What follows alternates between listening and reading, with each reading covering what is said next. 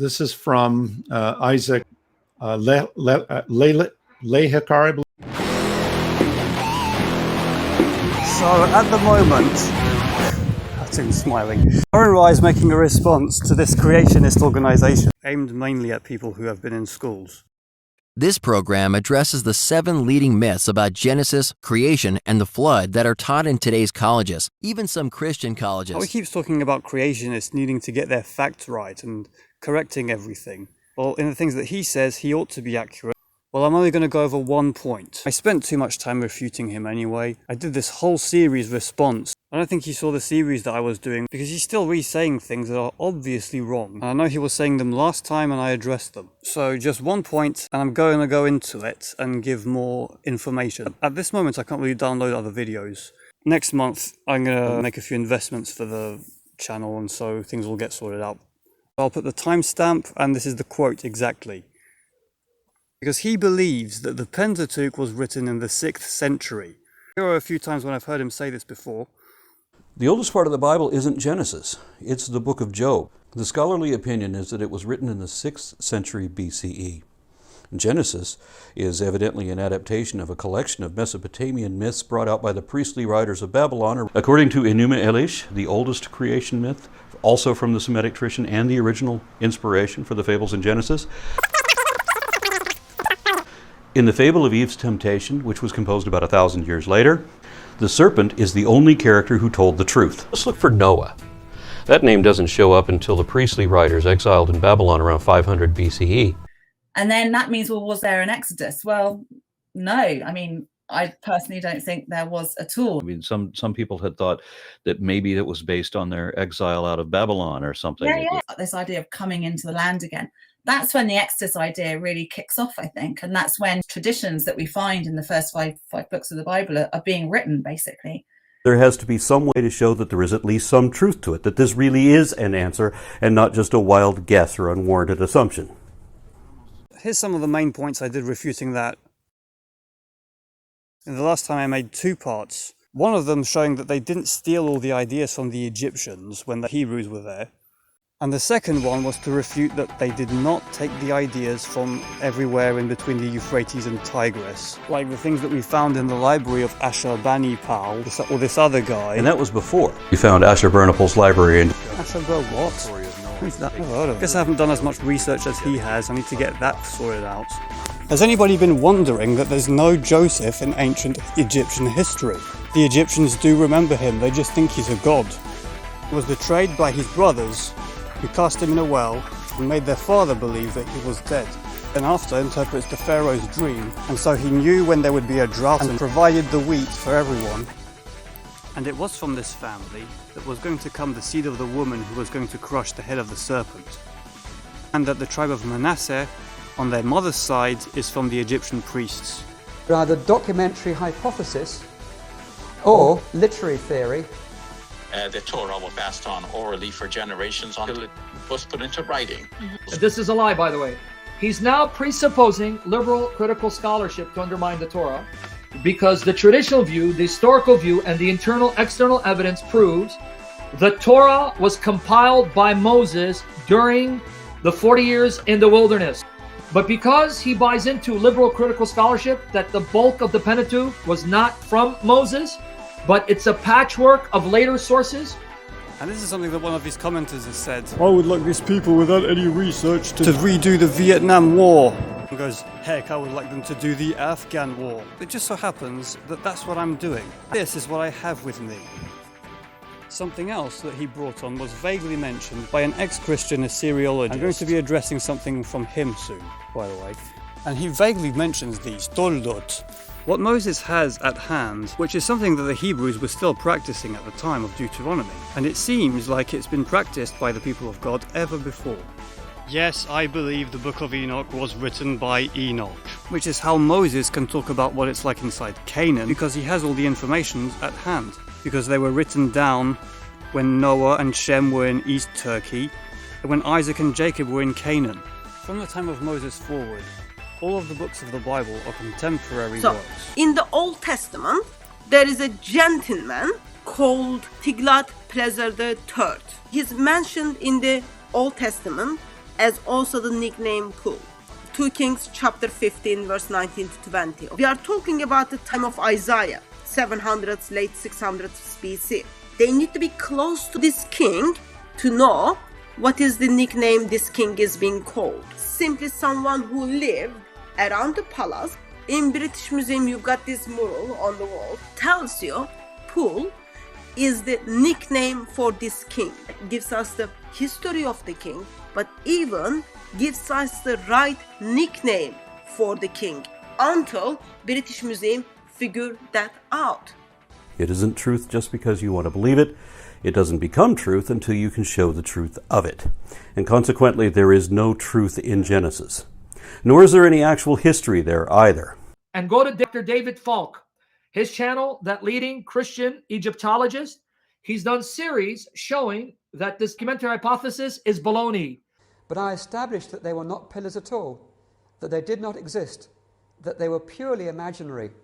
In view of this, my final conclusion that the documentary hypothesis is null and void is justified. But people still, out of their hatred of God and their unwillingness to accept the historicity of the Bible, parrot as facts. And they published a lot of misinformation, preventing young minds from being able to think critically, analytically, rationally. So I have a moral obligation to address and redress that. And now here's another point. A book that was written in the Babylonian exile, the book of Esther, has Persian loanwords, such as a satrap. And you can add to that the fact that the king is called what he's called. The Hebrews must have become fluent in the Persian language because they were living there. His name is Ahashayar Shah, which means something, and their name for king is Shah, which means head. The name he's called in Hebrew is Ahashverosh. Rosh means the head. The fact that his name is a descriptive, and the Hebrew's name for it is a retranslation, basically. In the book of Exodus, there are Egyptian loanwords. 27 different words. In the remainder of the Bible, it's 22 loanwords, and that includes Genesis 37 through to the end, which also happens in Egypt. There are 381 times an Egyptian word is used, versus 284. So you can take off the obvious ones that people would generally know, even in Iraq, like Pharaoh, Nile, Magi. But what about these words? Sash, linen, jasper, turquoise, acacia wood, head wrap, pole, reed plant, pitch, 2 specific rings, and another specific Egyptian linen. This particular Egyptian linen, sheesh, is mentioned in Proverbs chapter 7, for example. I have spread my bed with linen, fine linen from Egyptian linen. Whereas in this part of the Bible, they simply just say sheesh, just like that. It's so much like franglais. It's what English people who live in France end up speaking, is what they call it. There's so much French word used. Or there's this other thing that happens when this language is all around you, and you do something like what Angèle in L'Appendicite Chronique does, always saying English words when she speaks. Vous voyez, je n'arrive même pas à articuler une phrase correcte, et là je vais quand même vous faire un petit room tour de la maison, parce qu'il m'a fait coucou, et moi je lui ai fait coucou après, j'étais en mode genre, what? Je suis arrivée dans la ville et que j'ai voulu checker sur mon tel où étaient les rivières. Évidemment, si jamais vous voulez aller à un marché au Japon, et c'est souvent là le truc un petit peu tricky à trouver. This story is like a gypsy brew. It's really stunning. And here's an example. Narrations of the sons of Levi narrative about how Moses was called to draw out because he was drawn out of the water. And then went a man from the sons of Levi and took to a daughter of Levi and conceived the woman and begat a son and saw that he was good and stored him 3 months and could no more store him and took him a basket, Egyptian word basket, and bulrushes, Egyptian word, and tarred it with tar and pitch, Egyptian loan word for pitch, placed in the child and placed him in amongst the reeds, Egyptian word reeds. And the river, Yero, is how the Nile was called by the Egyptians. The rivers in other places, like the creation, is Nahara. The word for pitch, in Shem's account in Iraq when they're building Babel, is not that word. The very language of the Torah, the internal evidence shows that the writer was fluent in Egyptian language and customs and got those facts correct in writing them down. The customs which has been mentioned in the Old Testament. You go to British Museum, you've got those tablets. Gives you the customs of accounts of Genesis, which was stopped being practiced. Yet, Bible talks about those. And when I heard Hatun Tash talk about this, later on I went over to David Falk and I asked him if there was any such thing. He did tell me about the different ways in which Egyptians versus Canaanites and the Hebrews who are now living in this country were making bread. Because there is an influence on the climate and the water system which leads to needing to make bread in a different manner. And when the Hebrews are leaving Egypt during the Exodus, they are packing with them the objects that you need in Egypt, leaving to Canaan, where they would be using something different, unbeknown to them. Those very small details confirms the reliability of my Old Testament. That is very important for you to remember. People, places, dates which Old Testament mentions are being historically confirmed. And actually, here's another point that he makes. And this is why I say Aaron Ra and the people he studies are like the Bible studies Alex Jones. He says that the day of the Lord in the Ten Commandments was changed afterwards because Sunday is the name of a Roman god, whereas Thursday, Wednesday, and Friday are the names of Germanic gods. I take it back. If Alex Jones did his news this way, he'd be embarrassed. Yeah, because this was done in England, see, at the same time as the Roman Empire was around. I don't know what, no, anyway. Jesus rose from the dead on the first day after the Sabbath. Jesus also ascended into heaven on the first day from the Sabbath. End of the Gospel of Luke. And they went into the temple and worshipped with their heads bowed down to the floor. I can't see any Romans, let alone an emperor. Then Pentecost. On the Passover, when Jesus was given over to the Romans, after 50 days after the Passover is the day of Pentecost. Say there's a 7-day week.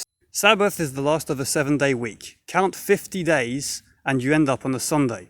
And the Holy Spirit falls on the apostles so that they preach the gospel of Jesus Christ to the people. To the Jewish people, that is. It's just like Jesus, the Messiah. It's as Jewish as anything. So what we have here is that at the end of the creation, God rested. Jesus also did the work on the cross, and he was dead on the Sabbath as a rest. He rose up again on the next day as the beginning of the new creation. Thence the new creation. It was already foreshadowed in other places. Jewish people also initiate their children on their 8th day. It's consecrated in the faith. There's no replacing in the Ten Commandments. We're talking about something else. And carrying this one along to other conclusions.